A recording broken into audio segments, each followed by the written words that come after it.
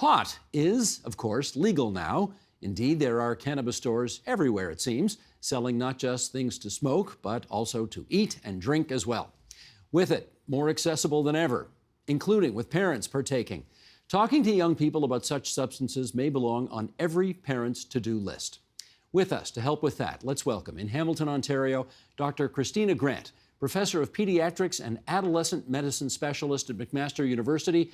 She's also co-chair of the Recreational Cannabis Task Force at the Canadian Pediatric Society.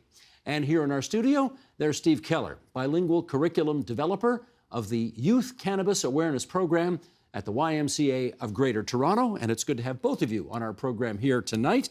Steve, to you first, the appropriate age to talk to young people about cannabis is what?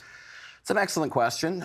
First of all, we know that sometimes you'll have parents or adults that'll say they would rather have the conversation when an individual is of legal age, which is 19 here in Ontario, 18 Alberta, 21 Quebec. That's way too late, I presume.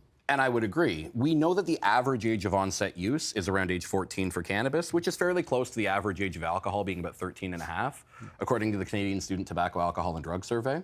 So our program generally recommends to start those conversations around age 12 or 13 to really set up sort of preventive methods, right? Instead of reacting and saying we want to wait till someone's 19, there's always that risk that either they've been using for a few years, or maybe they know someone who's been using, and they could have experienced possible risks. So it's better to be preventive. Christina, I presume parents have to walk this kind of tightrope of, I want to raise this, but I don't want to raise it too early, because if I raise it too early, I might actually encourage them to experiment when they otherwise might not have. So how do they work all that out? It's a great question. And I would say that there's always this myth that for us as parents and professionals, raising issues among youth will somehow cause them to start trying, in this instance, cannabis. And there just isn't any evidence for that. Instead, I would agree with Steve that we want to get ahead of the ball. We want to have conversations with our young people and our kids in a developmentally appropriate way. We know in middle school, and sometimes even in the late, grade 6, that kids are talking about alcohol, they're talking about cannabis, and some of them are trying it. So it's around. So I think it's a myth to think that they don't know about it. It's also a myth to think that by us raising it as parents that we're somehow instigating them trying it. Rather, I think it's important for your kids to know that you're aware of these things and you really want to be a resource for them, and that you're not going to bring judgment, but rather openness and caring. Let me pick up on that. Steve, how important is it to the successful conversation for parents to sort of put aside whatever personal biases they may have about this to engage with their kids? I would say setting aside bias is very important, and that works both ways. If you have a parent who maybe uses cannabis or is a little more permissive to cannabis, if they allow that to sort of show up in the conversation they're having with youth, that may come across that they're permissive to the youth using. On the other hand, if you have a parent who is very anti-cannabis, very against the topic, maybe they were raised in a little bit more of an abstinence-only sort of a basis, and they've really held on to that, if they only point out the negatives and they only point out the worst-case scenarios, it can come across as fear-mongering to youth or lecturing, especially if they hear these worst-case scenarios and they maybe don't see them happen. So, for instance, if a parent says, well, everyone that uses cannabis will eventually, go crazy. There's that old reefer madness discussion from the 40s and 50s that sometimes still permeates. And if a youth hears that, but they see friends using and they're not seeing that happen, it all of a sudden can break down that conversation. So it becomes very important to remain as sort of unbiased as you can, even if you do have those personal feelings, to understand that you're just trying to share information. You want to present risks. But there's a difference between saying that there is a possibility that cannabis can cause psychological disorders, that it can affect or lead to possible issues with psychosis or schizophrenia, particularly for those that may have a family history, versus saying that everyone who uses will go through this. Gotcha. Well, Reefer Madness, for those who don't know or remember, it was a movie, I guess, in the 50s, which really showed everybody completely losing it after they had a toke of a joint. Having said that, Christina, come on in here and tell us, what does using cannabis do to a teenager's brain? What does it actually do? So there's a couple things that are really important. And one is that the cannabis of today is different than what that was used in the 40s and 60s, right? So the THC content and the percent of THC is 2 to 4 times higher today than 40, 50 years ago. And that's relevant when we talk about the effect on the teenage brain. So over the last couple decades, we've learned more and more about how the teenage brain continues to develop until kind of mid-20s. And that's why we would suggest, if at all possible, to try and delay using or experimenting with cannabis till people are into their 20s. Again, knowing that that's not going to be the case for everybody. What happens is the front part of the brain, or the cortex, the frontal cortex, is that seat of reason. And that's the last part of the brain that actually develops in teenagers. That's the thinking, the planning, understanding risks and benefits of decisions we make. And because there's such rapid development happening, that's the area that's most vulnerable to cannabis and is affected by it. Well, if this is the potential that teenagers are looking at if they start using cannabis, 14, 15, 16, and as a parent, you presumably don't want your child doing that, can you preach abstinence, Steve, with any satisfaction? I think there's a difference between preaching abstinence only and understanding abstinence is one sort of method of reducing risk. In the past, when you saw programs that promoted abstinence only, we found that that didn't necessarily work, because the issue is, as soon as a youth maybe chooses to use, that message that surrounds abstinence only tends to kind of fall apart. They lose sort of the other parts of the discussion. We understand, and we do certainly promote the importance, just like you were saying, of waiting until age 25, and that is something I could not agree with more. But we do know that some youth will use. Statistically, we know that the rates of use amongst teenagers can range between about 17% to 21%. Hang on, I got the stats right here. Oh, fantastic. You want it? Yeah, absolutely. Here we go. Okay, Sheldon, let's bring this graphic up here. Because we've got, we're calling this teens under the influence. This is the percentage of students in grades 7 to 12 reporting cannabis use. 22% reported trying cannabis in their lifetime. 17% said they used cannabis at least once in the past year. 11% reported using at least once in the past month. About 2% of students said they use cannabis daily. 2% using daily. These findings from the 2021 Ontario Student Drug Use and Health Survey. They surveyed more than 2,000 students, grades 7 to 12, across the province. That's who participated. Okay, I'm going to be a smart aleck here. Sure.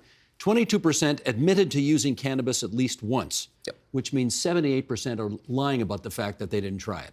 And Fair? that's an excellent point to bring up. It's one that we like to bring up with youth as well. There's a common misconception among youth, and sometimes among parents. They believe, everyone's doing it. They say since legalization, everyone's doing it. The research doesn't back that up.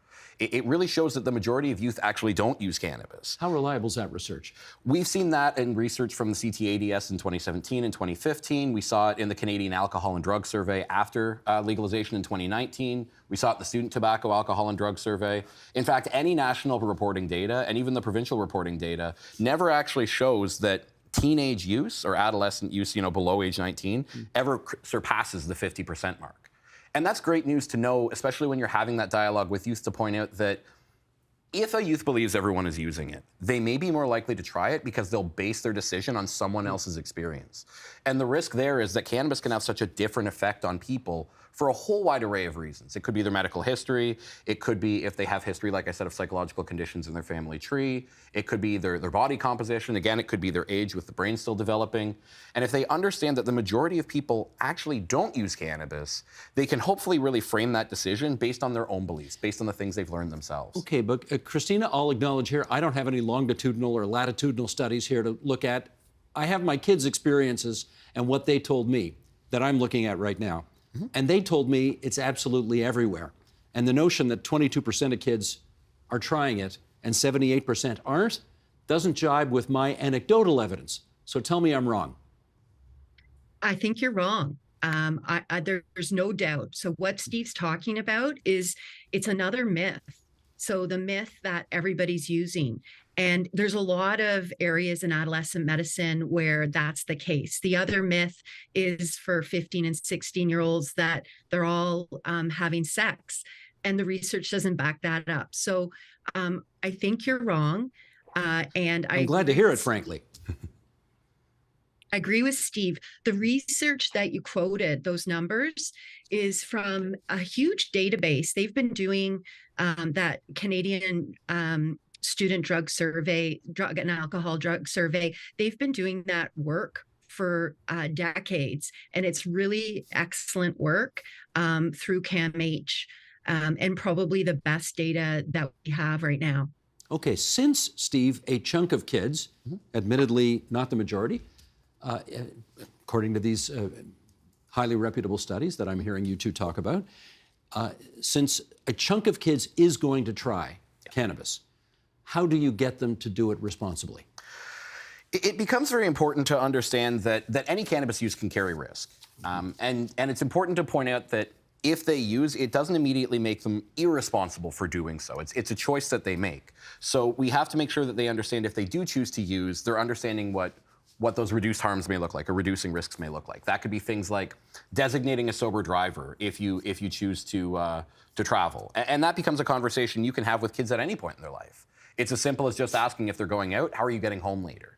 And if they say, well, I've got a friend's parent driving me, I've got this friend driving me, it becomes really helpful for the parent to be willing to help and say, well, do you need a ride if worse comes to worse? If this doesn't work out, do you have a backup plan?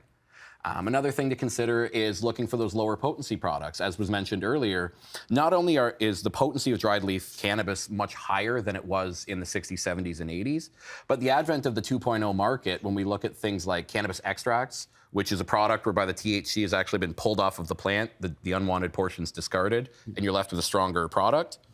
The potency in that can be anywhere from 80 to 85% at maximum. And then even if we look at vape cartridges or e-liquids with THC, we can see the potencies into the 90s. So one of the things to point out is looking for those lower potency products and avoiding those really high potencies, especially for new users. Christina, is it ever a good idea for a parent to say to their kid, look, I know you're sort of experimenting with this, and I don't want to be I don't want to be an oppressive, ridiculous parent about this, but you know you're screwing up your brain. It's going to affect your marks and your future, the possibility of your getting into university or college, all of that stuff. Is that a card worth playing? No, those types of statements really don't land anywhere helpful. So what I would say as a parent is you really want to be positive. Be positive and support your youth, and scaring them and fear mongering, like Steve mentioned, we know that doesn't work when it comes to substances. If you're worried about your young person, they seem to be using on a regular basis, you want to choose your time wisely when you're relaxed, when you're calm, you're not overly angry about anything that they've done, and really sit down and express that you care about them and you've noticed that they've been using more than they previously did, and you care about them, and is there anything that you can do as a parent to support them. The other important piece I would say, Steve, is that teenagers have a high hypocrisy radar. So if you come home from a tough day and have a scotch and put your feet up, you need to be prepared that your teen's going to call you on it. They're going to say, yeah, but what are you talking about? Like you unwind with a drink at night. So it's also an opportunity to reflect on our own habits. But the coming to them and expressing care, you can never really go wrong with that. And listening is underrated, right? That's probably the most important. Those would be the most important tips.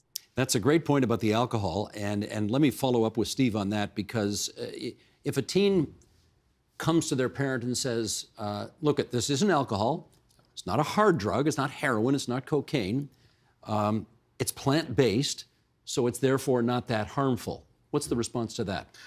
One of the workshops that our program actually offers is sort of a trivia-based presentation. And one of the things that we do is we point out these statements that we hear commonly. And that's actually one of them that we say right at the beginning is youth will say, well, cannabis is a plant, and so therefore it's harmless. So we do like to point out the presence of THC in the plant itself, and we know the psychological effects that it can cause. Short-term effects can include things like decrease in blood pressure and increased heart rate, issues with fatigue, difficulty with memory. And we also know the long-term risks of THC can include things like increased risk of heart disease. But the other thing I like to point out with youth is Not all natural products in the world are safe. And the examples I often point to are tobacco, which we know is another natural product, poison ivy, a giant hogweed, these things that we see in nature all the time. They grow naturally, but they do still carry risk.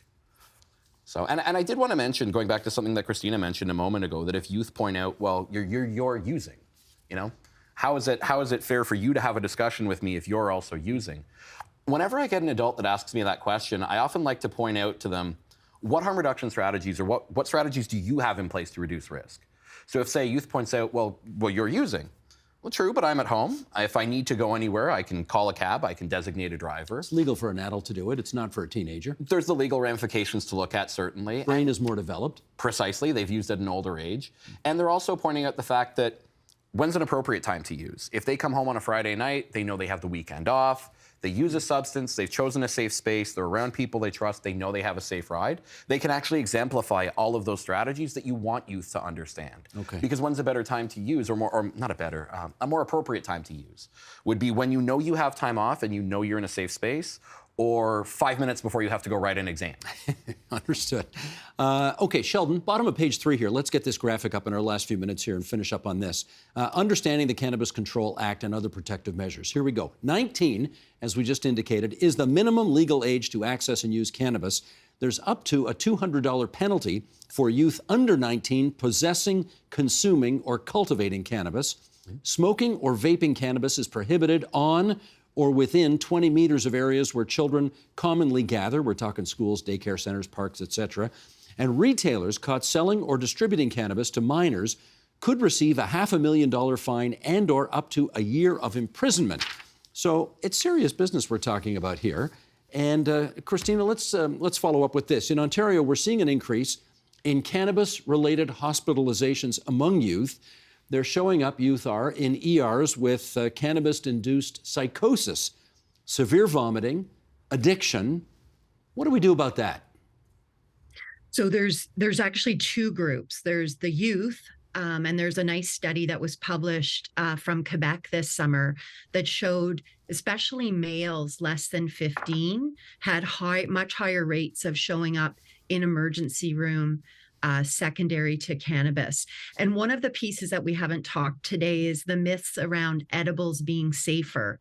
Strictly speaking, they probably are, because you aren't inhaling the smoke, right? And the toxins with that. But what's happened is there's this concept called edible naive. And so because of all the edibles on the market these days, teens have more access to them. And what happens is you take an edible and it doesn't work the same way as smoking or using a bong. It takes, 30, 45 minutes to an hour before you start feeling the effects. So what happens is they use more and more and more, waiting to feel high. And then by the time they're high, they're actually in a sort of an overdose situation, which is why we think they're showing up in the emergency rooms.